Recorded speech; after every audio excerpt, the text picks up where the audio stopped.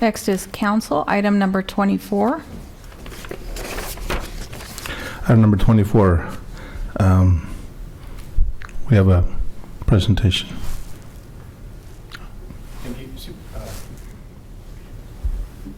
Thank you, Supervisor Espinoza. Sorry. Thank you, Supervisor Espinoza and board members.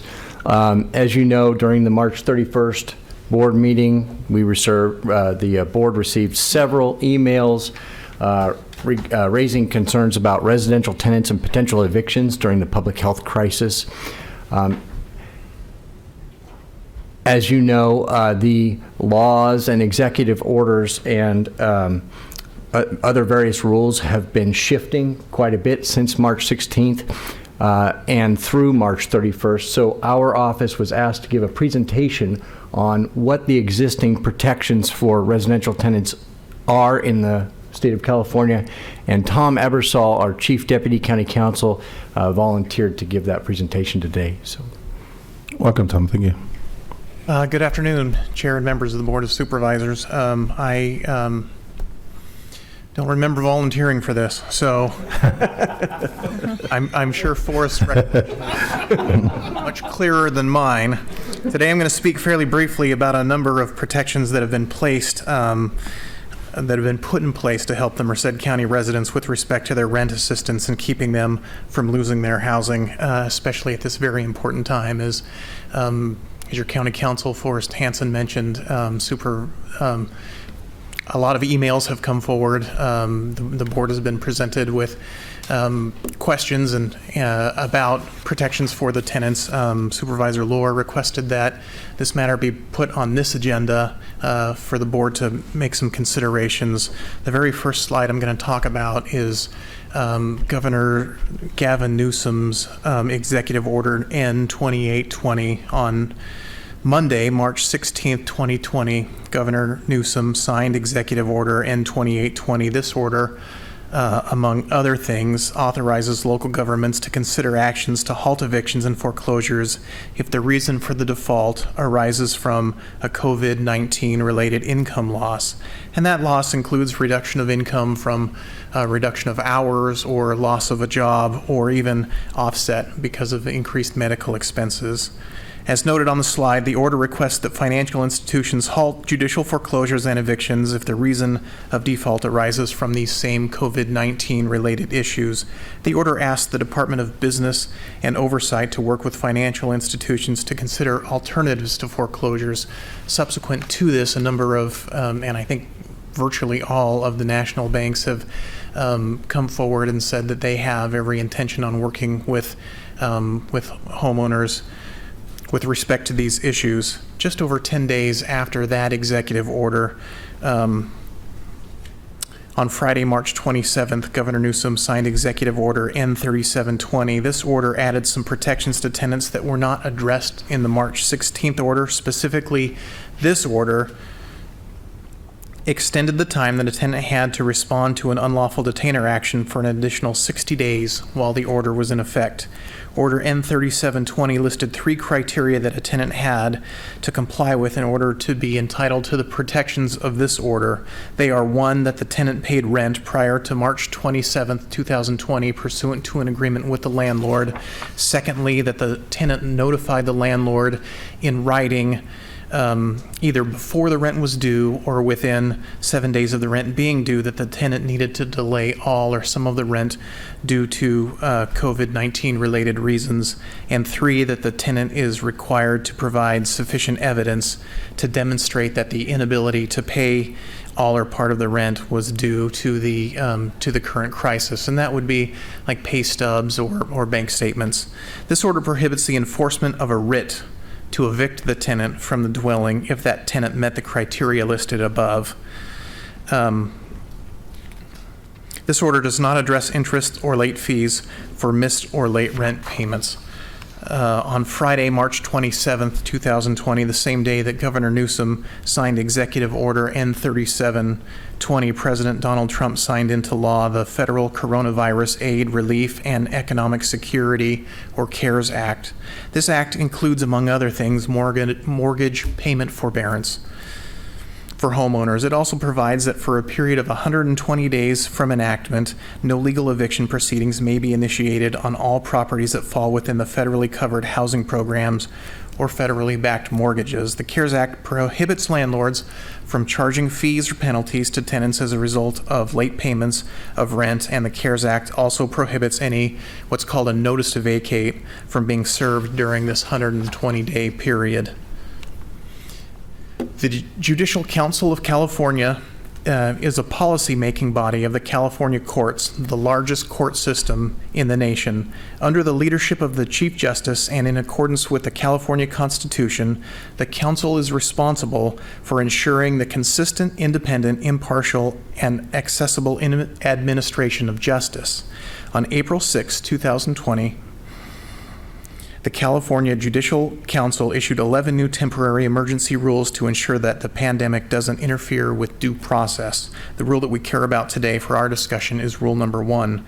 In this rule, the Judicial Council prohibits any court in California from issuing a summons on a complaint for unlawful detainer unless the court finds on the record that the action is necessary to protect public health or safety.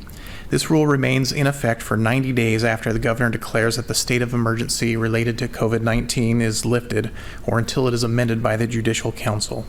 One concern noted with respect to all of the previous executive orders and legislation was that tenants, in order to gain full protection, had to defend themselves in a lawsuit during this crisis period. This rule change by the California Judicial Council fully addresses this concern. Stated another way, by having all courts in the state not issuing any summons on an unlawful detainer action, no tenant can be served with that action. So no tenant can be made to go to court during the entirety of this current crisis and even up till 90 days after the crisis comes to an end in order to claim the protections provided to them at the state and federal level. The nice thing about this action by the Judicial Council is that there is now breathing room for policymakers. All decisions about which actions, if any, need to be taken can now be considered with the assurance that the people affected by this pandemic are not being dragged down to court. There is now time to see what additional state and or federal protections are enacted, and then the local agencies can decide what, if any, additional things need to be done on a local level. Subsequent to March 31st, there's also been additional proceedings that either have begun or brought forward for consideration at the state and federal level. For example, H.R. 6314, the emergency rental assistance matter, was introduced, and that pledges $100 billion for short-term rental assistance to renters impacted by COVID-19. This is not law. There's no actual assurance that will ever be law. It's just we mentioned this today as something that is out there that may be taking place that will protect the citizens of Merced County, and this is something that we felt important to bring forward so the Board of Supervisors can consider everything as a whole. The state legislature has been closed. It's scheduled to reopen on April 13th. Undoubtedly, one of the topics to be discussed will be what, if anything, needs to be done at the state level in order to protect tenants who have been affected during this pandemic. Noting all of the above, and given Supervisor Lohr's request to bring tenant protections forward to this meeting, and not wanting to bring something, a proposed ordinance that would offer illusory protections. In other words, there was nothing that our office felt that it could do that was not already done by the Judicial Council. We are bringing this forward for the entire board to consider and give us direction as to what, if anything, this board would like to see in additional protections moving forward, or anything at all. So at this point, I'm happy to take questions, and that is volunteering. So Okay. We have one question for Supervisor McDaniel. Thank you for volunteering. So this HR 6314, that's going to be a huge relief for everybody. I don't know how far you got into the bill, but do we know how, is it going to be administered through HUD? Will it be administered through maybe a program we have at the county? Or do we know how it's going to be administered, or are we not that far along yet? my understanding of the proposed legislation is that we're not that far along in order to know Okay. exactly how it's going to be. So Very good. I couldn't answer that, sorry. Because that's a huge relief right there. So, Supervisor McDowell, just to be clear, that's not law yet. We don't know what chances that has of Right. passing, but it essentially, and I think this is on the previous slide, it expands an existing emergency solutions grant under the McKinney-Vento Homeless Assistance Act. So it's an act that's already in place. It's just adding money to that act. Okay. And expanding the. because I've heard discussions of it, and I heard that it might be included in phase 4. That's the Yeah, idea, that's what I but thought. again, it's, we're not saying that it will be included in phase 4 or what the chances are of it being included. Okay. It's just out there. No, thank you. Questions by the supervisors? No? Okay. Well, I had a question or comment. Is it true that, if any loans, like apartments, complex have gotten federal loans, those persons can be evicted for 4 months under federal law? I remember reading on it. On top of the, not on top, but the state is 60 days for evictions and federally 4 months. Is that right? Yeah, so if the apartment complex has a mortgage that's protected under that system, then I think, Can you speak closer to the mic? That way you can. yes. If the loan on the apartment complex is one of the protected loans, it's one of the federally protected loans, then yes, I think everything that I've read has at an earliest August 23rd is really what you're looking at, and that is in addition to the state and the judicial council format. So if we have a continuance of this that goes even longer, as long as there's the state of emergency there, the state relief and the judicial council, their emergency orders, they remain in effect also. Okay, thank you. Further comments? Supervisor Laura?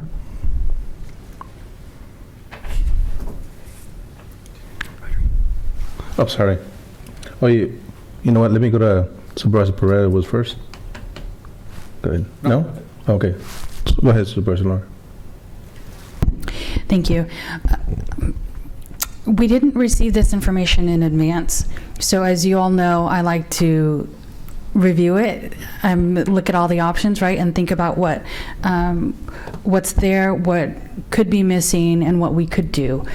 So as you stated it before, you said that there's nothing else that we can do on top of what is already in place, correct?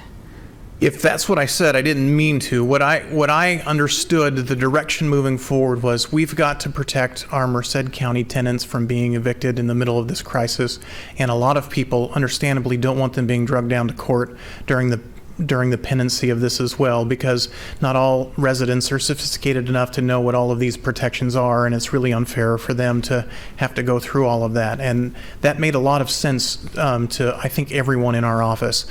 When the Judicial Council came forward and issued these rules, it was, we are now no longer worried about someone having to go to court to protect themselves during the pendency of this.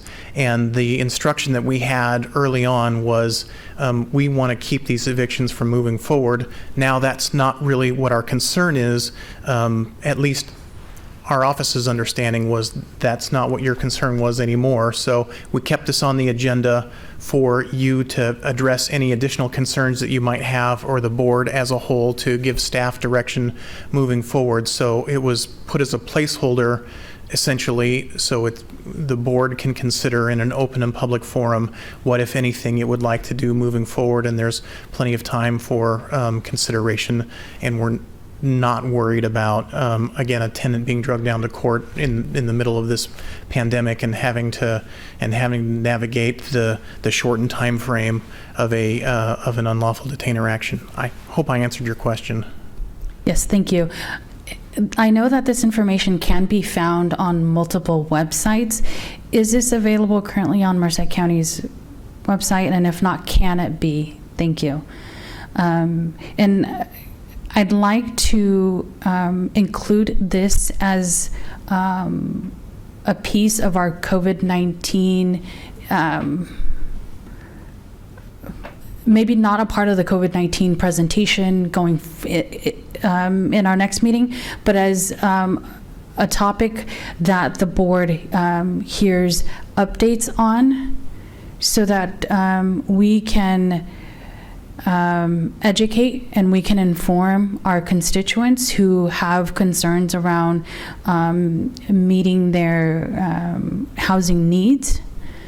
And I know that right now it's premature to make any decisions on a local ordinance to provide protections in addition to what's existing.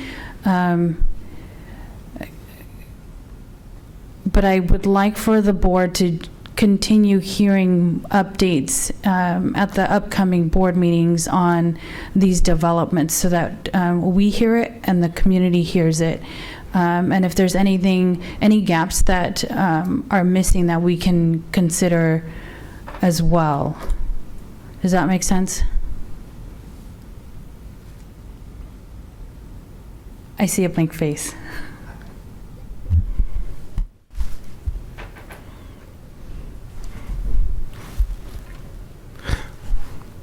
Okay. Sorry, let me. Thank you, Mr. Chair. Through you, it would make sense if you wanted to get updates moving forward, that it would be, to me, that it would be part of the COVID update. Having a separate spot for it doesn't make a whole lot of sense to me, but that's for the chair to decide how you'd like to see it moving forward. But if it's one piece of like the broader update that we received earlier, I think that would be a better place for it. Reportable issues regarding housing as part of the COVID. Is that what you mean, right? Supervisor Lohr? I'm sorry. I keep forgetting to hit. It can be, but I'd like for the public to hear it as well. Just like a piece to this pandemic is the economic piece, right, and recovery. So how does that play into our updates with the pandemic? I really want the community to hear what we're doing, right, what we're considering. And so this is an important piece that renters really want to receive information on, receive updates. So it doesn't have to go into detail, but it needs to be a part of reportable changes. There you go. Okay. Supervisor Perez, do you have another question? Thank you, Mr. Chair. I want to, I guess, since the topic is evictions, and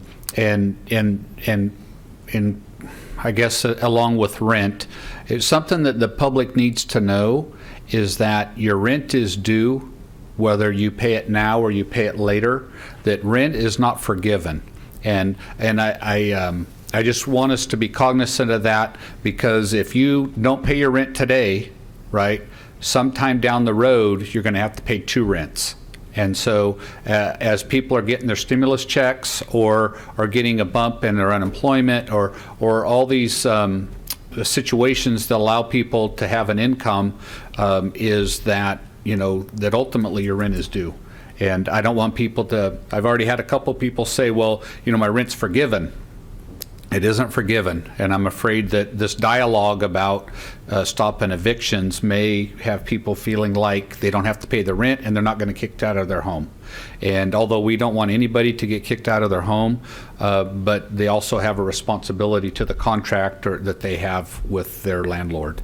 And then another point, and it's it's not off topic really, but it's just a different part of this whole picture, is that our sheriff's department is not doing evictions. I have a constituent who has a renter that hasn't paid rent since November, right? And so they gave him enough time. Finally, they went through the eviction process, turned in their paperwork to the sheriff's department to have that person locked out of the home. And because we have a stay in place ordinance, the sheriff's department is not evicting people. So this eviction had nothing really to do with COVID-19, other than there may be the potential that they don't have somewhere to go and they're required to stay in place. So I think we're protecting people, and if we're protecting someone who isn't affected by COVID, well, then I'm believing that we're also protecting those that are affected by COVID, and I don't want us to, the general public, to lose sight of that, because what happens is 6 months from now, people are now all of a sudden having to pay this rent, and it's going to really put a strain on their income if they haven't been able to save some of the money that they're getting, whether they're working or not, whether it's their wages or it's unemployment or stimulus money. And I just want to get that out for people to understand, because this economy for everybody is going to be a struggle going forward, right? And we want everybody to come out of this hole. We don't want people kicked out of their homes. But it seems like in our current process, there are protections for those that are affected by COVID-19 and need the protections. And so I'm thankful for that. And thank you, Tom, for putting all that together and sharing it with us. Okay, thank you. I do have a comment on if I think part of the question what people want is that we want stronger protections from the citizens want stronger protections from the county. If we increase, I read some emails, so if they increase it to 6 months, that your landlord cannot evict you, doesn't mean they're going to get free rent. They just want the ability to feel like they're not going to be kicked out. That's what my understanding is.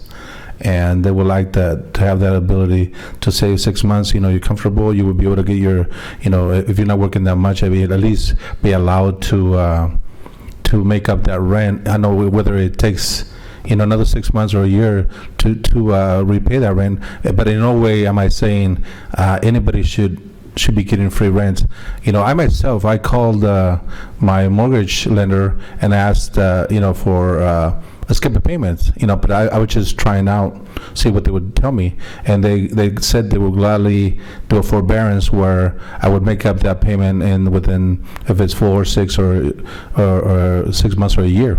But eventually I have to pay that back, and then if not, then of course they're going to do a take my house away, and they're going to want to take my house away. But and I think that going back to the evictions, that's what the citizens want, is a stronger rent control. I know that the county has, we have the HUD, we control all the HUD from with the HUD board in all the county, and that's where they're coming, because I know that there's a lot of field workers, there's a lot of low-income citizens throughout all the, in every community, and that's what they want, is the stronger protections, and that's what people are feeling. Even though it's other organizations, but they are pushing this.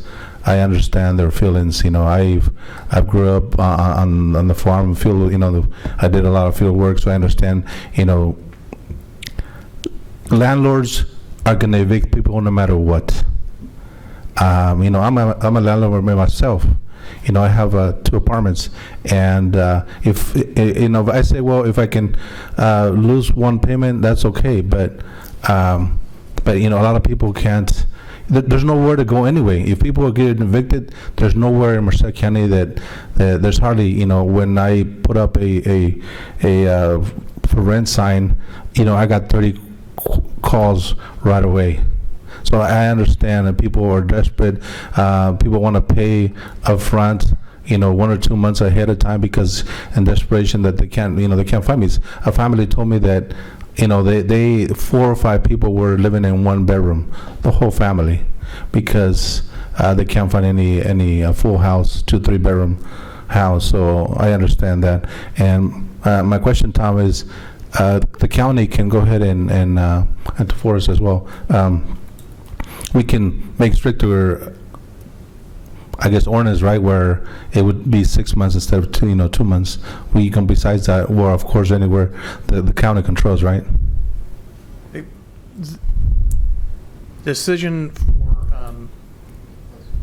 a bit closer here. To evict somebody where, Right, so the decision for an eviction moratorium, it's a policy decision, and it would be set at the board level. And different public agencies have set different timeframes throughout the state. So if the board does want to do something a little bit more than what's already been done, that's something that would be done, that the board could do and would be appropriate to be done at your level.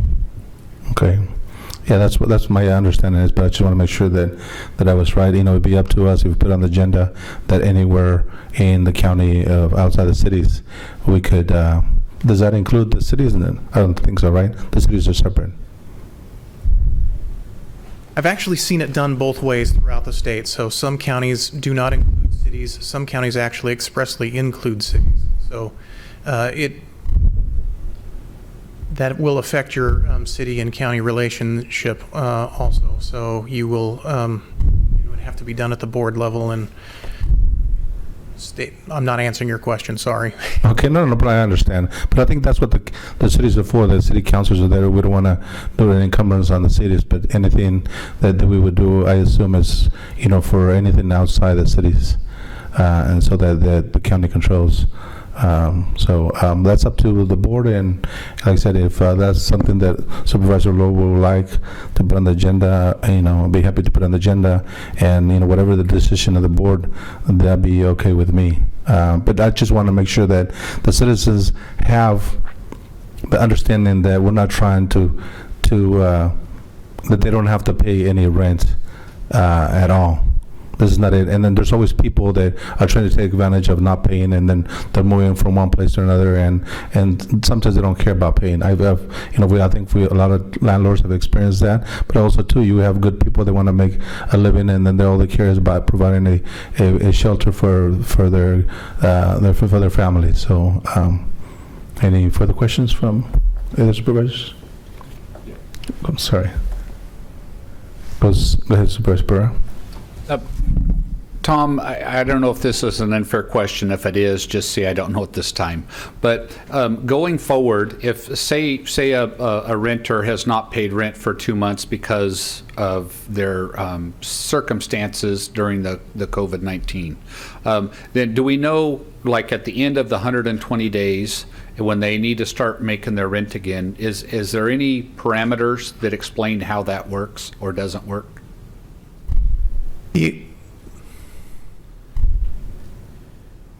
The executive orders from Governor Newsom are silent on that. The Judicial Council has not addressed that. My understanding is that there might be some provisions on the federal level, but that's limited to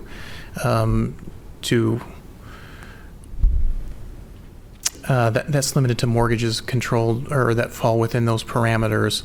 I've examined, I want to say, about 60 different public agencies moratoriums, and a plurality will address that or have addressed that, but most of them haven't. So that's kind of the big issue out there that I don't know that anyone really has a consensus on, and it varies from jurisdiction to jurisdiction. So I don't know if that answers your question or not. Yeah, just from a state level, that hasn't really been addressed yet, and so but I'm assuming that the state or the Judicial Council are addressing it or thinking about it, or do you not know any information from them at all? I was going to opine as to whether or not we would see some things from either the state or the Judicial Council, and those opinions are probably best kept to myself. I'm sure that there are good folks at the Judicial Council will tell me that what I think they can and can't do, or not exactly what they think they can and can't do. So I don't have a good answer for that, sorry. No worries. Thank you, though, for studying it so hard. So we have a comment by Supervisor McDaniel. Yeah, thank you. Thank you, Mr. Chair. Thank you for the presentation. Much appreciated. I think it's pretty complex what we have here before us. I'm not in the mood to move in this any further or put any other stipulations on our property owners here in Merced County. And I think I stated this before. If the mortgage and the banks want to mirror what the things are for the renters, then I'm okay with that. But as long as there's a discrepancy in the language for a renter versus a bank for a landowner, I don't want to get away from that. So right now the CARES Act is actually 3 months, and the state has a 2-month. So the way we're looking at it right now, I think we have enough regulations in place. I think there's enough safe holds there. And with the rapidly moving other things, I think we should wait and see how everything else proceeds. We're not a wealthy county. We can't pay folks rents. I mean, we're already talking about the shortfall in our tax collections and where we are today. So I think we should definitely look at what the Fed and the state are going to do. And at this point, I am not happy with bringing anything else forward. Thanks. Further comments? Yeah. Supervisor Severo. Thank you, Mr. Chair. Just a couple things. He says, just wanted to, again, I agree, we're not in a situation. I know I received an email that basically wants the county to establish a fund that would, people could come and use to pay their rents. In my earlier conversation or comment about just our tax revenues not looking really great, I don't know where that money tree is going to come from to be able to do that. And then when we look at a little bit further into when we're talking about the stimulus money, Mr. Maroney's presentation earlier about unemployment benefits, and in addition to your normal unemployment benefits, the Fed's putting $600 a week. I know that there's always going to be some folks out there that fall through the cracks. I understand that. We have plenty of safeguards through HSA, through Behavioral Health and Recovery Services to try to help those folks that fall through the cracks. But it seems to me like there's this big push to do these rent forgivenesses or moratoriums and mortgage moratoriums. But yet at the same time, in my opinion, between the CARES Act and all that stimulus money that's coming out, that's what that money is there for. They understand that people are not being able to go to work. They're relaxing the rules that you could immediately from the day that you were laid off start collecting unemployment. They're adding, in addition to what would have been your normal unemployment, they're putting an additional $600 a week on top of that, right? And plus there's this stimulus money that's going to be rolling out. It just seems like I don't want to put the cart before the horse. I feel like at the state level, especially in our state, they're probably more progressive on these type of things. I've seen that in the governor, in my opinion, in the way that he rolls stuff out, is he kind of puts it out there to kind of take care of the low-hanging fruit first, and then it kind of sits in it, and people digest it for a little while, and then he comes back and kind of tries to correct what he thinks are areas where they didn't go far enough. I think that the federal government, who's got a lot deeper pocket, the state borrows the money, the federal government prints the money, and we're the ones stuck trying to figure out how to make all this deal work. We need to rely on the leadership of our state and federal authorities to try to help us through this. I think that we're giving people false hope, because it's like, when you talk about city versus county, who's going to enforce all this? Our court systems prior to COVID-19 are inundated all the time, and now all these things are postponed for how many ever 120 days, whatever it is, and we start to get back going again. I mean, they're going to have to start a whole new division of the courts just to handle with moratoriums on rents. So I just think for us, it is, we're trying to, I'm sympathetic to these folks. A lot of the folks that work in my district are the agriculture workers who are an essential service, who are still making their paycheck. And those are the honest folks. Those are the folks that want to pay their rent. I can't speak, I've not spoken to every landlord. I've spoken to landlords in my district. Everybody understands the situation that we're going through, and they're willing to and want to work with folks. What concerns me is this, and this is going to sound harsh, but I'm going to say it, is there's folks out there that will take advantage of the situation. There's folks out there that, are already collecting Social Security on some kind of disability and all these other things that, let's be honest, their paycheck did not change. Their paycheck this month versus last month is the same, but they're going to be the ones that want to take advantage of some kind of rent moratorium, or if there's some other kind of subsidy that will pay their rent, and that's what's frustrating. And so, again, for me, I'm not ready to make any kind of decision. It seems like the Judicial Council, the state of California, the federal government are already putting rules in place to help us to get there, and there's no sense of us, and I got to just say it. I know this is probably going to come back to bite me, but there's one particular group that loves to email me, and it's kind of a little bit frustrating to me in that, and I'm not going to name them, but they know, they're watching. Is that they're very disingenuous. They not only are they now, that their concern is the rent for folks, rent moratoriums, but then their emails start to go into everything that their group stands for, that they've been fighting for God knows how many years now. They want us to include that all into some kind of emergency declaration to take care of, healthcare for all. They want us to take care of clean drinking, all issues that we have to deal with. But it's just so disingenuous to me that these folks decide to not let this crisis go to waste and just want to pile it all onto an emergency declaration that takes care of everything. That's frustrating to me. And I know that got off on a tangent there, but I can't help it. I'm passionate for the folks in my county and in my district, and I want to try to help these folks out. But getting too far out in front of this deal is going to do nothing but come back to bite us in the rear end. Because how do you enforce this stuff? Who's responsible? Who's liable? Where does the money come from? All questions that it's really simple. In a perfect world, here, I got a money tree planted right back here in the back office that we could pay for all this stuff. But that doesn't exist. And I don't know of anyone that has one of those. So, the federal government can print it, but we're all paying for it. My grandkids are paying for the stimulus that's going out now. And I think it's warranted, but nothing is free, folks. Free died a long time ago. All that free means is that somebody else paid for it. That's it. So it all got to get paid for at some point. So, I know that we have a lot of comments that want to come in for public comment, and I will listen to what they have to say, and maybe that they can enlighten me to something that I don't already know. But I just think that we don't need to be getting out in front of something. We got plenty of other things that we need to be worrying about, namely like COVID-19 and all that's going on right now, as well as a budget that is only a few months away with declining revenues, and what does that look like? The folks earlier talked about BHRS, HSA. What are they funded through? BHRS is mostly funded through the tax on the wealthiest among us.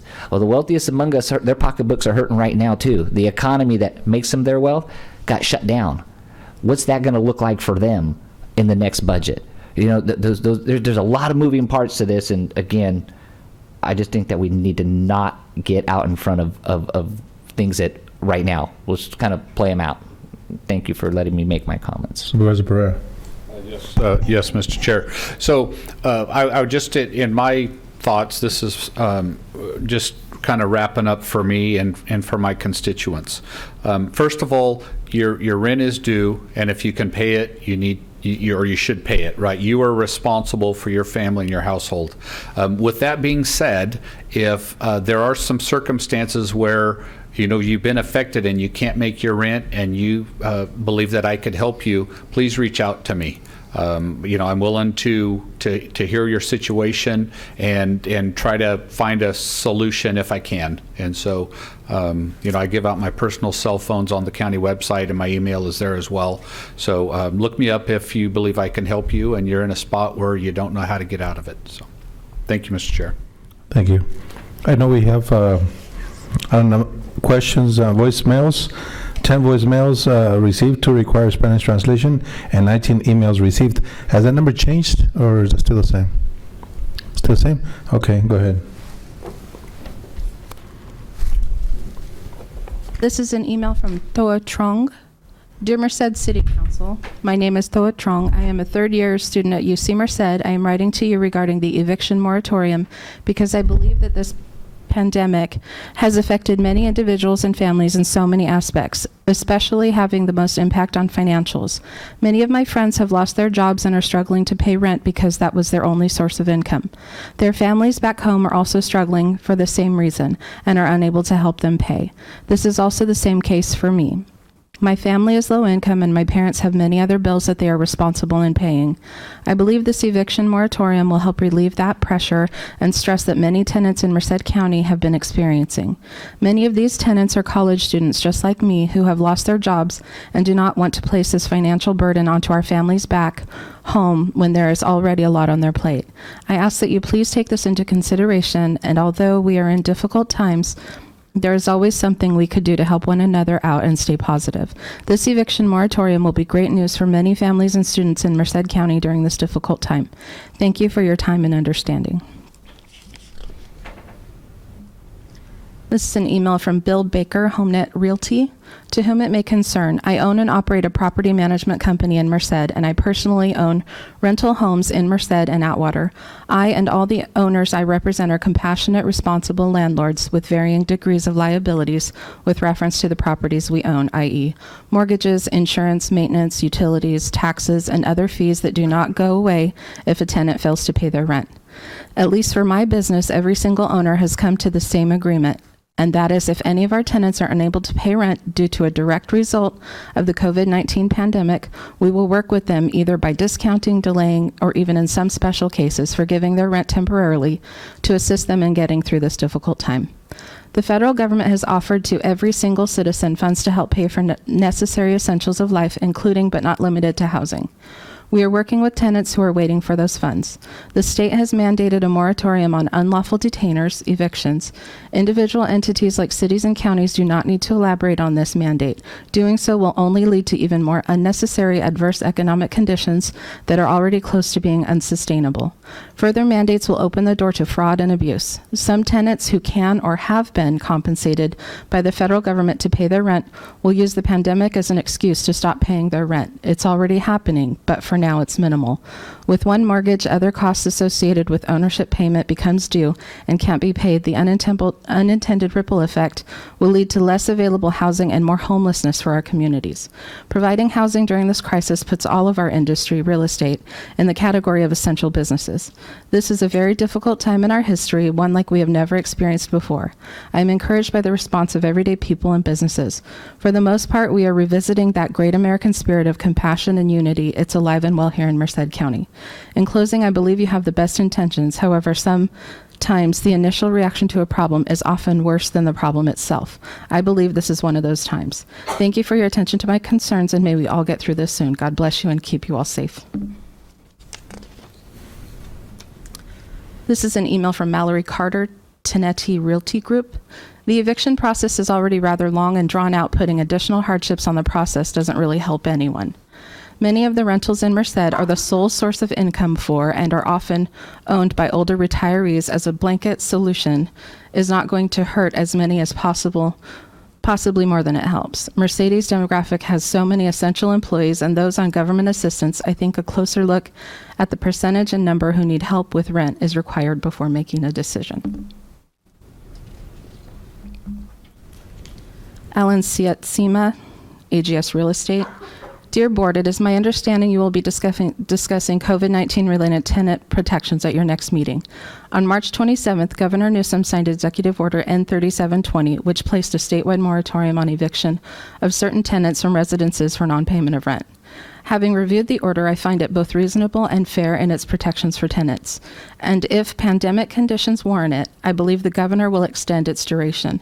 I hope your investigation finds it both reasonable and fair as well, and not in need of any local enhancements. Some will likely lobby you for a blanket moratorium on evictions and/or rent forgiveness.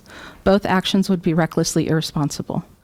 Landlords need protection from tenants involved in illegal activities, and smaller landlords will need their tenants' rent to pay their bills.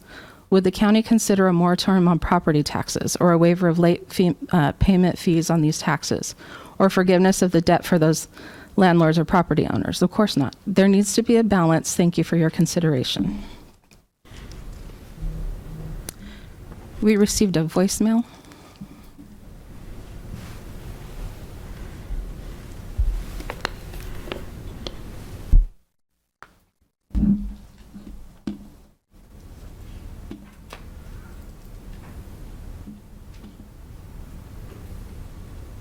My name is Alejandro Jurado. I'm a resident from Merced and a student at UC Merced. I'm calling to leave a public comment for the agenda item number 24. I live in Merced, and the county needs an eviction moratorium with real tenant protections.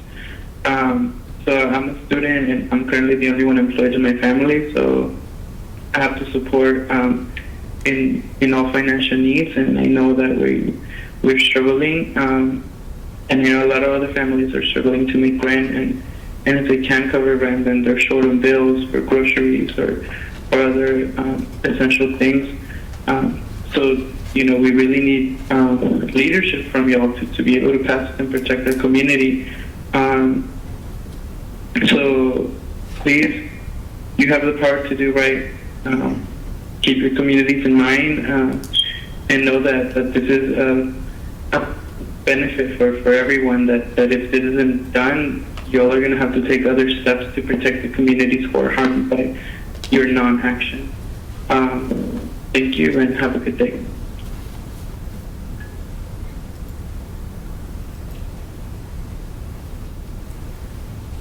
We received an email from Anna Newkirk. Board of Supervisors, we understand these are unprecedented times with COVID-19 and the circumstances surrounding it. However, the state has already issued a moratorium on evictions with tenants that have been impacted by the coronavirus.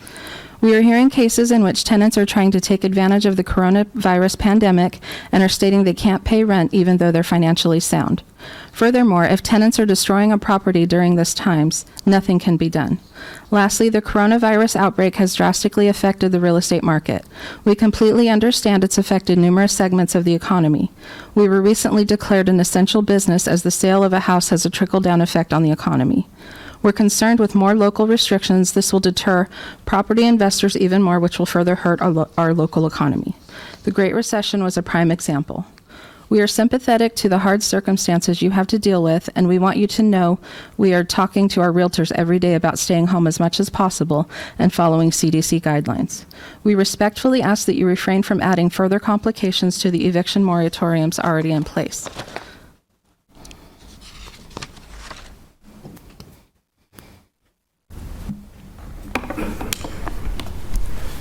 Dearest County Board of Supervisors from Merced County, my name is Claudia G. Corchado. I reside at 3544 Claro Court in Merced, and just wanted to share with you the genuine concern and fear regarding evictions that residents in our county, particularly low-income residents and the most vulnerable, are currently experiencing due to COVID-19.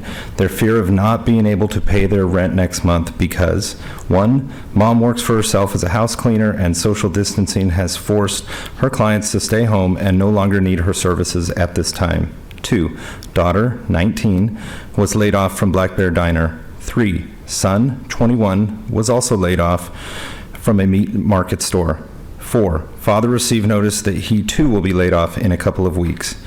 For this and many families throughout our county, it takes an entire family to pay the high rent prices in the county of Merced, and COVID-19 is yet another added stress to their already financial hardships. On March 27th, Governor Newsom issued Executive Order N3720 addressing tenant protections. However, after thorough review and analysis, this order falls short in protecting vulnerable residents from eviction. We call upon you now to go above and beyond the governor's call to action by adopting unprecedented measures to protect residents, reduce physical and social dislocation, and promote public health during these extraordinary times. I urge each and every one of you to take action immediately to protect the housing and economic stability of residents, especially the most vulnerable populations, by enacting ordinances that will ensure families the security of being home and staying home. Thank you for your time and consideration. We have another voicemail.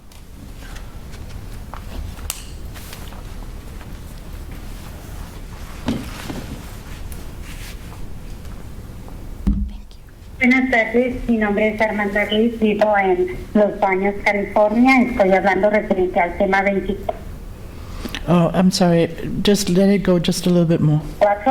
sobre la moratoria de desalojo con protección para inquilinos. De la orden ejecutiva que dio el gobernador Newsom. I don't remember the lady's name. I'm sorry. I think her name was Amanda. Can you?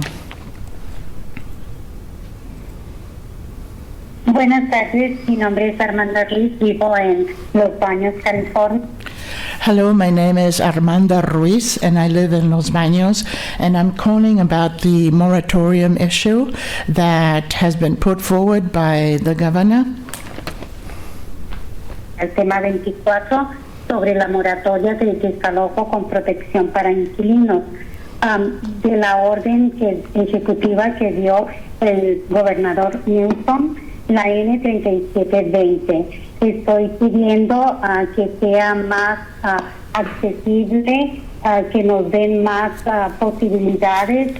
Ahorita yo sí pude pagar la renta, pero el mes que entra no estoy segura. She's referring to the what Governor Newsom put out, and she is asking for more leniency. She was able to pay this month's rent, but doesn't know if she'll be able to pay next month's rent, and so she's asking for more time. Esa regla necesita más protección durante este tiempo del COVID-19. Por favor, tómenos en cuenta. Mi número de teléfono 831-240-8945. Soy ciudadana de Estados Unidos. Gracias. So she gave her telephone number, which I don't remember, but I'm sure you can get it. And she says, I believe that we need more protection, and I'm asking you to consider this very seriously. I am a U.S. citizen.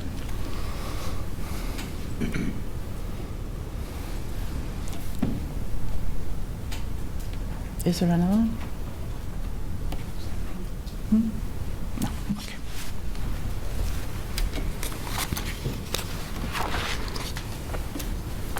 Dear Merced County Board of Supervisors, the community's worry about the pandemic and aftermath is real. We need to be extra vigilant on including all of our residents and not just those that may qualify for unemployment or the stimulus type of aid. Unfortunately, I was not successful in commenting on item 24 of your March 31st, 2020 agenda about spending $600,000 for the Kane building demolition. I am still wondering if that was the best decision. Our homeless population must be taken into account in this pandemic emergency situation caused by COVID-19. This deadly situation calls for changing the business as usual model. I pray that you reconsider and postpone your decision for a later time for this demolition to occur so that this empty building can temporarily be repurposed to house our residents on the street. The Merced City and County Continuum of Care has received millions of dollars over the years, but as far as I know, there is no transparency of meeting its goals to end homelessness. Our community has a right to know where our state and federal public funds are being used and to report on a regular basis how we are doing in preventing and ending homelessness in our county. Reports on their website are not current. Please help to facilitate our right to know and be an informed community. Thank you for your consideration. Gloria M. Sandoval, member, A Central Valley Journey for Justice.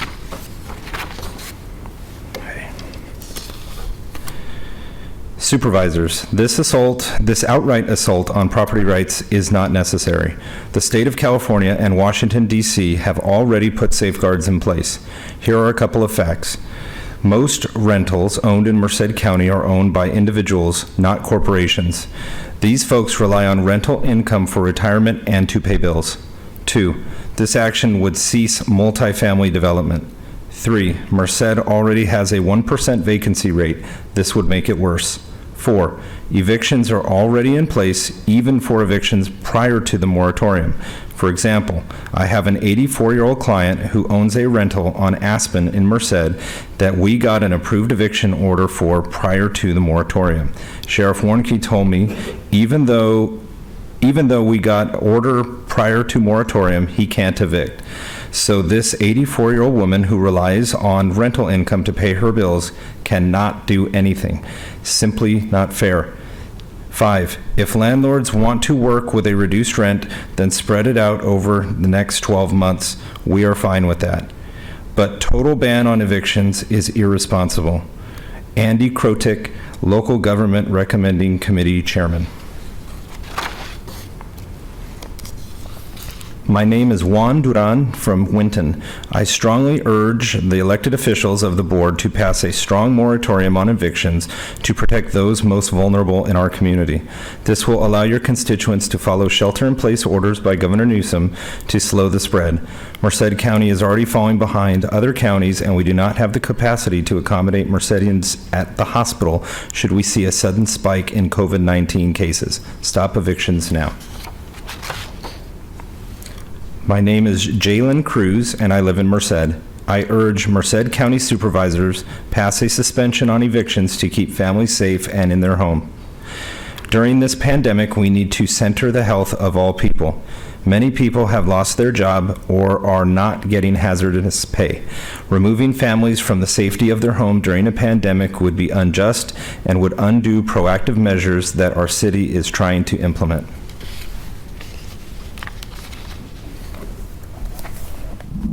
My name is Abel San Francisco, 18, and I live in Atwater, California. I strongly urge Merced County Supervisors to pass a strong moratorium on evictions to keep families in their homes. Put your shoes in those within the community. During this pandemic, we need to center the health of all people and make it easy for Mercedians to follow stay-at-home orders. As a young parents, our source of income comes from our mothers and fathers working in alternative careers due to their disadvantage in California. My father recently quit his job as a field worker due to this pandemic and did this for the health of our own family. It is hard enough for us to pay rent on time, further adding that I am a college student who has trouble paying for college in itself. I want to ensure my community facing similar hardships and/or challenges have the opportunity to receive support during this time. Hoping this email reaches to whomever it may concern, I want to convey that I took time out of my day to get my message sent across. Not only am I willing to notify the Board of Supervisors, but I am also willing to do what it takes to care for my own community when those of high authority aren't. Thank you for your time.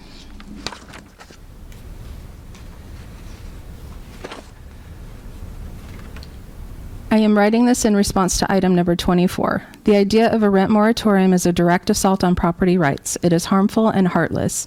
While I understand where some might think this is a good idea, they are missing the bigger picture. By placing a moratorium on rents, you are hurting the property owner, property manager, and property maintenance workers as well as the business they patron.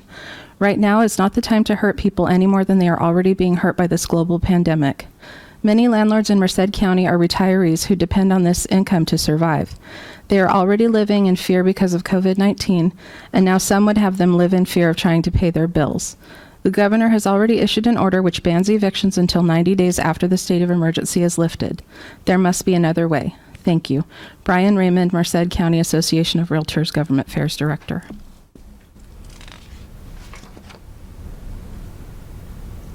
Hi, my name is Bao Yang, and I live in the Beechwood Franklin area. I would like the Board of Supervisors to adopt an eviction moratorium to help families in need if they cannot pay rent right now because of COVID-19. Right now, we need everyone to stay home. As COVID-19 continues to impact our community, we will see more and more families being unable to make rent, plus all their bills, in the next few months. It is worse given the fact that many are also losing their jobs. That is when this eviction moratorium will help them, and they won't be forced out of their homes. Also, this eviction moratorium can help by not assessing late fees to the tenant who is already struggling to pay rent. Please plan ahead and adopt this eviction moratorium, for it will help families stay safe and worry a little less with all of this chaos going around. Thank you.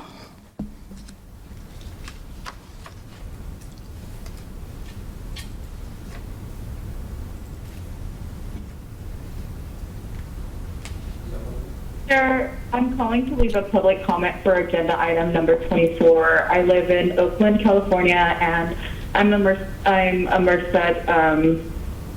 My hometown is Merced, and I'm calling because Merced County needs an eviction moratorium with real tenant protections for its citizens. I want to share that COVID-19 has impacted many of my loved ones, many of whom continue to live in Merced, and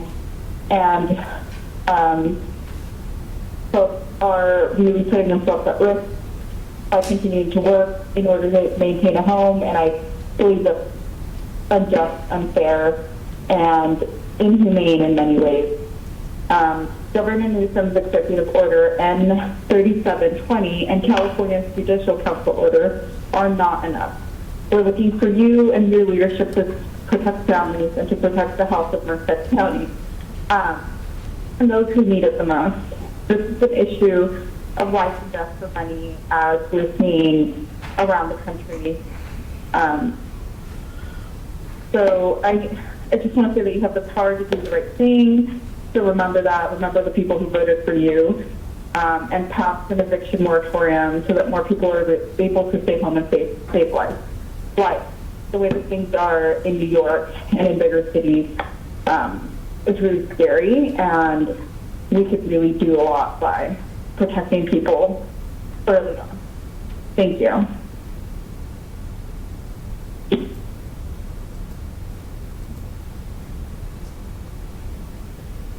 As a registered nurse and resident in Merced County, I am concerned about the community health impacts that evictions could have in Merced County. Like many counties across the nation, we are at a critical point in the fight against the COVID-19 pandemic. Lack of stable housing, access to proper hygiene, and basic food supplies increase the risk that individuals will contract and then spread COVID-19.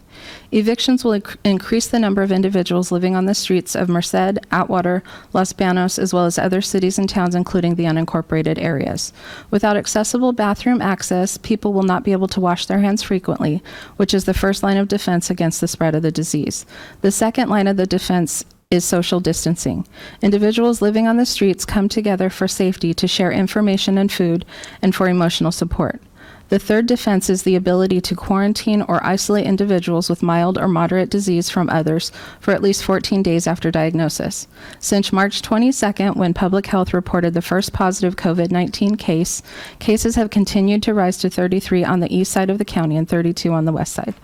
I would like to request the County Board of Supervisors implement an eviction moratorium to ensure that the residents living in Merced County have a house to live in during this pandemic. The success of our current COVID-19 mitigation strategies depends on individuals having stable housing. Marilyn Mochel.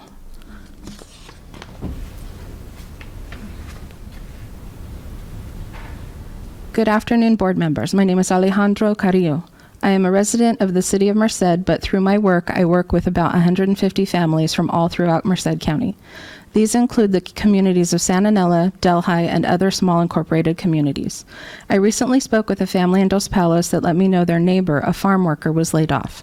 Since I know of several community programs, they were asking if I knew of any financial resources available for people who cannot afford rent, utilities, food, and who do not meet the requirements to receive any of the national support coming down, which I do not. Basic needs should not be in question for any parents with small children at home when we are in a state of emergency. We have felt the impact of COVID-19 in one way or another, and I hope that you do the right thing for the voters and residents of our communities who grew the food you consumed at lunch and will consume in your home with your families later this evening. Thank you. Alejandro Carrillo, resident and registered voter of the city of Merced. To hashtag stay home and save lives, the families of Merced County need a comprehensive eviction moratorium. Governor Newsom's executive order is not enough. According to a recent UC Merced report, more than half, 51%, of essential workers who lived in renting below living wage households with a rent burden were immigrants. More than half were female, 53.4%, and nearly two-thirds, 63.2%, were Latino. To protect the public health and economic stability, we are counting on you to rise up to the occasion and pass an eviction moratorium.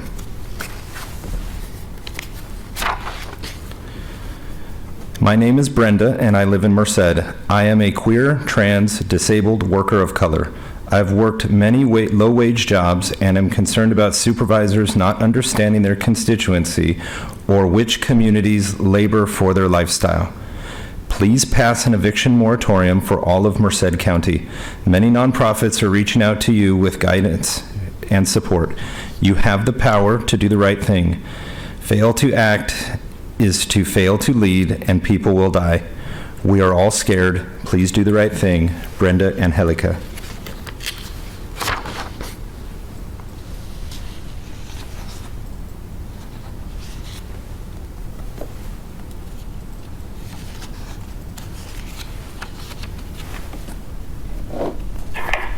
Hi, I'm calling to leave a public comment for agenda item number 24. I live in the city of Merced, in the county of Merced, of course. And Merced County needs an eviction moratorium for rent tenant protection. I want to share my story of pretty much how I'm waiting to see how I'm going to pay my rent in the future, because my job status is pretty much haven't been able to work for the last 3 weeks now, going on to the 4th week. Overall, not having a job does not allow me to pay for rent continuously.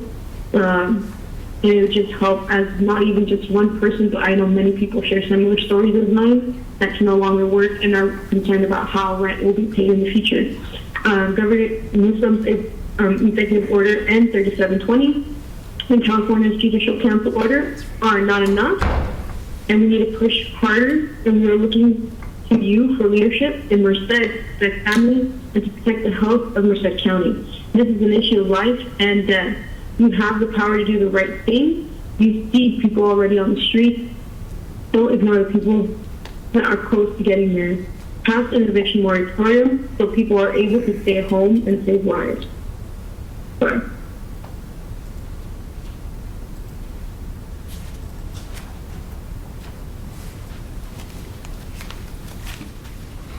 Hola, mi nombre es Elizabeth, vivo en Atuare y estoy hablando para apoyar a las personas que se han quedado sin trabajo.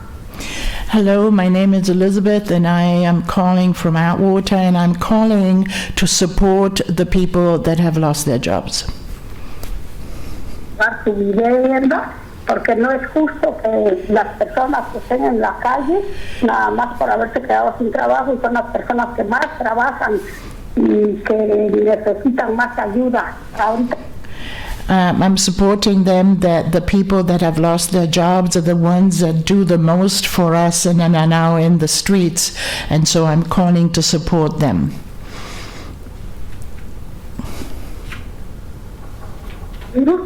No deben de estar fuera de sus viviendas, así es que por favor hay que pensar más en la humanidad que en el dinero. Gracias. So she refers again to the people that are... She mentions again the people that, because they have lost their jobs, are going to be in the streets, and that she would like for you to consider humanity before money.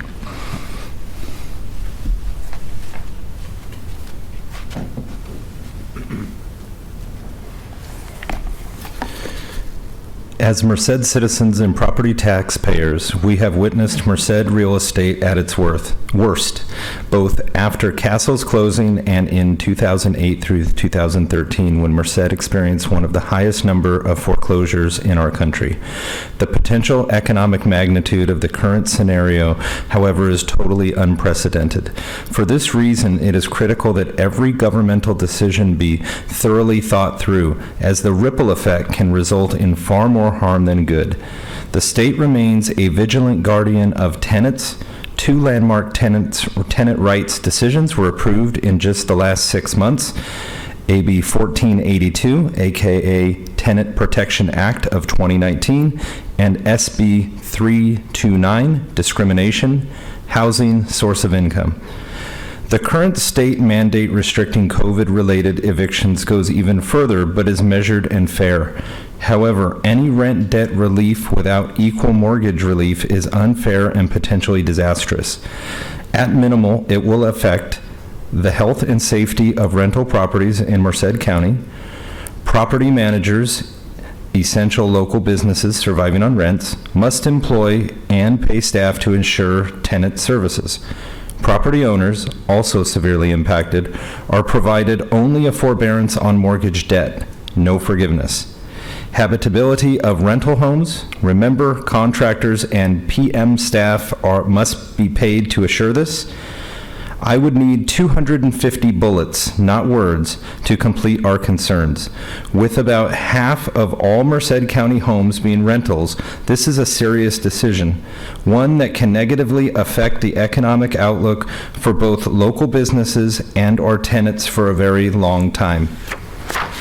While we are waiving all late fees, posting fees, and working with all our tenants needing payment programs, we are also locating additional resources to assist tenants in need. Below is just one example, and there is a link to a website, www.gosection8.com/COVID-19. This is from Terry Rusco.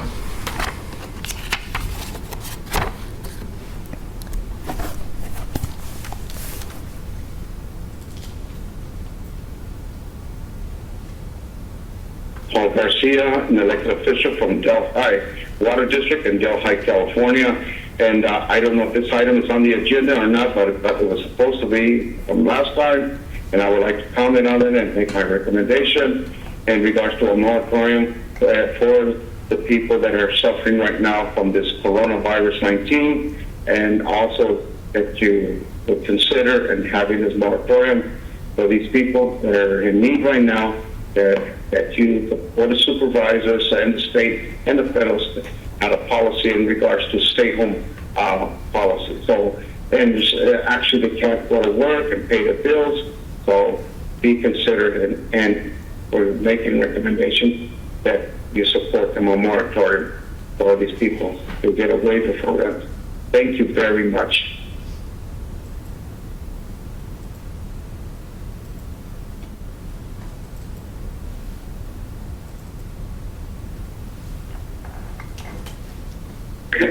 Good morning. My name is Heidi Sanchez, and I live in Delhi, which is District 4 of Merced County. I'm calling for the agenda number 24, and so I just wanted to let you guys know to please take consideration of what's going on, and I don't believe that the people thought what's happening with the coronavirus. So please take consideration and find a way or solution to helping this moment of difficulty time. And I don't think it's also to be able to have more pressure and more stress for the income of not having enough money coming in. So please take consideration and helping one another and understanding what they're going through if we were one of them have also. So thank you for hearing, and I wish you guys the best and safe and a wonderful day. Thank you. Bye.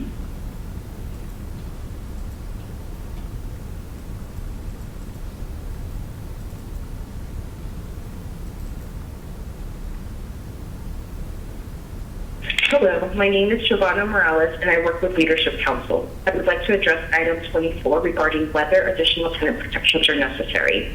Yes, they are. Tenants are struggling not only to pay rent, but are opting to pay rent over groceries and supplies so that they do not receive eviction notices, incur late fees, or otherwise put their housing security at risk. During the April 6th Board of Supervisors meeting, concerns were made about homeowners who rent their homes in order to pay that mortgage. The CARES Act sets up a foreclosure moratorium that helps homeowners in various ways, such as homeowners with a federally backed mortgage loan experiencing financial hardship due directly or indirectly to COVID-19 emergency may request forbearance on this federally backed mortgage.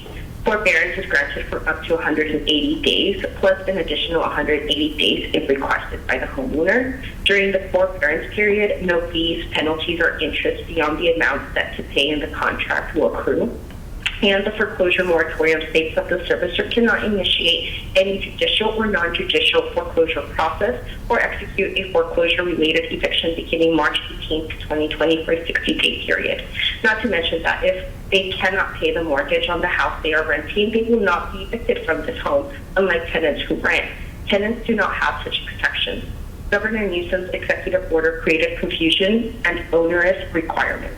The judicial rule does not protect a tenant from being evicted. Landlords can still give tenants an eviction notice and file evictions with the court that will proceed once the temporary relief is lifted. An eviction moratorium can protect tenants who are unable to pay all or some of their rent during the COVID-19 health crisis from eviction. The Board of Supervisors also has the ability to develop funds for rent and mortgage relief to help relieve both tenants and homeowners of economic distress they are facing as a result of this crisis. So we ask that you lead and take action on a comprehensive local eviction moratorium that will provide relief for many of your constituents, both renters and homeowners. Thank you.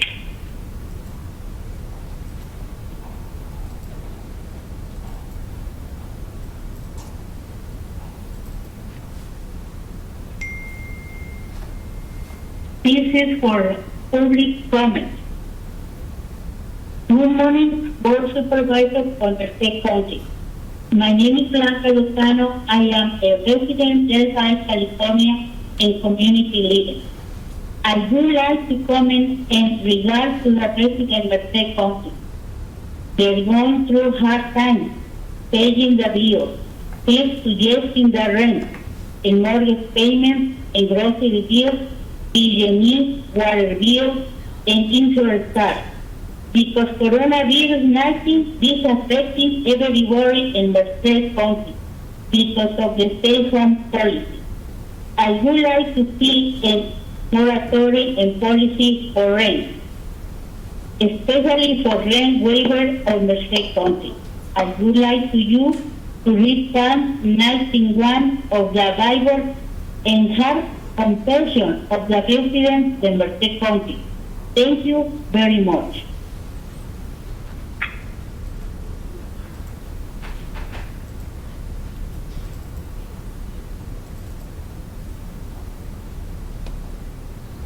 Hi, my name is Shane Zhang with Leadership Council.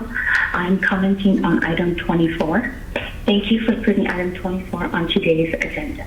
The impacts of COVID-19 on tenants and homeowners are beginning to show already, as people have stopped working, lost work hours, or were let go completely. In the last 4 weeks, California has processed about 2.3 million unemployment insurance claims, which is more than the total number of claims filed in 2019 alone. Just for the week ending on Saturday, April 4th, the California Employment Development Department, or EDD, processed over 925,000 claims, which is over a 2,000% increase compared to the same week last year. Our current state unemployment rate is roughly at 12%, which is similar to the peak unemployment rate in 2010 after the recession. And we know Merced County fared much worse than the state. The eviction moratorium would prevent tenants from being forced out of their homes under the state of emergency. The executive order and judicial council rule on evictions do not go far enough to protect tenants from actually being evicted. Landlords and owners can still evict a tenant for non-payment of rent, with the only protection that courts will not process these unlawful detainers until the state of emergency is lifted. This simply delays the eviction process. It doesn't stop an eviction from happening. Although the sheriff has given a directive to stop the enforcement of evictions, nothing has been done to stop tenants from being evicted directly. As others have noted, there are protections in place for homeowners with a federally backed mortgage who have up to 180 days to request a forbearance and an extension of another 180 days if needed. Private lenders such as banks have agreed to a 90-day grace period on mortgages, and there is a current suspension on foreclosures in California. We know some homeowners are struggling as well. We must provide financial relief for both tenants and homeowners. The difference between a homeowner not paying their mortgage and a tenant not paying their rent is that the tenant could be evicted, and we have yet to develop a plan for how we're going to prevent the increase in homelessness. I urge you today to adopt this eviction moratorium. Thank you.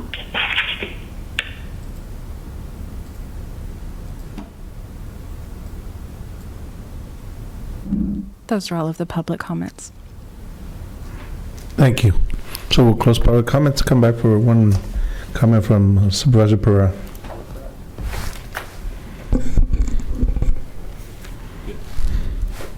Oh.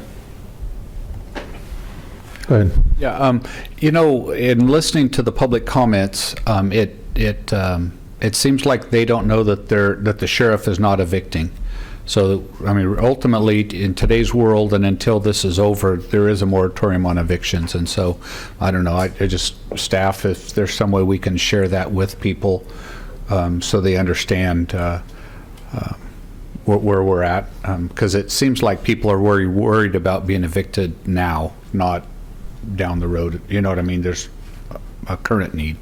So, anyways, just comment. I don't know if we could put that on the COVID updates with the county, or do you want to put that on there? Yeah, I don't know. We'll let staff share Okay. or figure out how they want to share it. Okay, thank you. For the comments? I'm sorry. Supervisor McDaniel. Thank you, Mr. Chair. I think it's obvious that there's a lot of folks out there that are uninformed, or even worse, they're misinformed. And I can tell by the comments whether they were staged or what they were, but they were definitely misinformed. I can see that some of the landlords who have made their comments, they're already working with these folks to help them out, and I think there's a plan in place. I know that a lot of the folks that I had talked to going into this, by reaching out to them or them reaching out to me, that they said they already had plans in place to work with these folks. So it's just frustrating that we have misinformation being disseminated out there, and I think even if we have a link on our website to tell them the truth so they understand the real policies that's out there before us. And let's don't forget that a lot of this was comments on unemployment, and these folks are getting their unemployment by a formula for what they receive their funds. And don't forget, the federal government is giving them another $15 an hour on top of that. So there's a lot of folks that are actually making more money on unemployment at this time, which is going to make it hard for us to get these folks back to work. So I think we need to keep those thoughts in mind as well. And I mean, I have heartfelt out there for it, but I think that our federal government and state government have put a lot of plans in place and a lot of options out there for these folks. And so I think we need to realize that. I like the one comment that somebody said, that over 51% of our homes here are rentals, and it'd be devastating if we put something in place. Thank you. Further comments? Jim Brown? Mr. Chair, members of the board, I don't want to speak for council, but I think on behalf of all staff, if I may try to summarize to make sure there's no misunderstandings as far as what's the board's expectations of staff are at this point, because I've heard comments, I'll call that run the spectrum. So I'm going to try and summarize on the staff that on what I thought we heard and kind of the direction that we will go at this point, and then I would like to hear from the board if that's heading in the right direction. I think I heard that the board would be interested in us in finding some way to get some information on our website to assist with trying to, disseminate information. So we will try to do that, and whether it's also council's presentation plus trying to, simplify where we can some information on the website. We did hear discussions as far as, trying to, keep the board apprised on what I will call, changes that take place. I think there was, as we heard, that it seems like that there, the state and judicial council, still may be making some tweaks. Feds, there may be some changes. We don't know how often that's going to happen, but if I understand correctly, we will come back as part of our updates when we see changes that take place. And again, I'm looking for the board to clarify as far as every board meeting. So that is something we are looking for clarification. And I think what we're hearing is, at this point, to not spend any staff time on actually developing anything for consideration, but basically to put something on the website that helps, disseminate information, and to share back with the board as there changes in any regulations or procedures or, from the federal or state or judicial council related to this. Yeah. Comment? Supervisor Barrera? Yeah. I guess I would prefer, we get a daily update on changes. I would prefer it came there versus a board meeting, so I can have it sooner than later, so that I can share it with people if they're if people want information, rather than having to wait. No further comments? Entertain a motion, or just is that direction given? I believe it. Sorry. No motion. This was just to get direction from the board on what further action should be. Yeah, just direction given. Okay. So now we move on to number 25.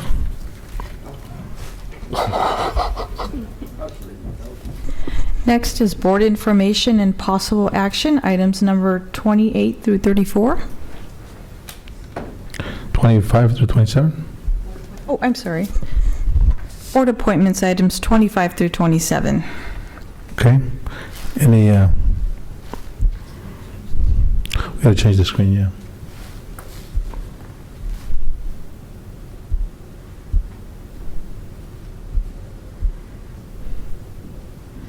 We still haven't gotten to the screen.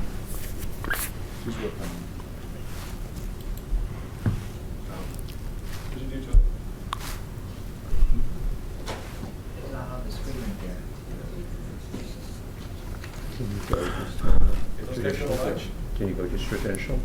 Move to approve. Second. Moved by Supervisor Perez, second by Supervisor Severa. Any further comments or questions?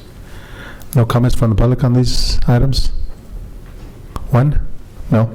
No comments from the public. Okay, we're back to the old system, old new system. Aye. Okay. Well, we're going to go ahead and vote now on the screen. Okay, record the vote.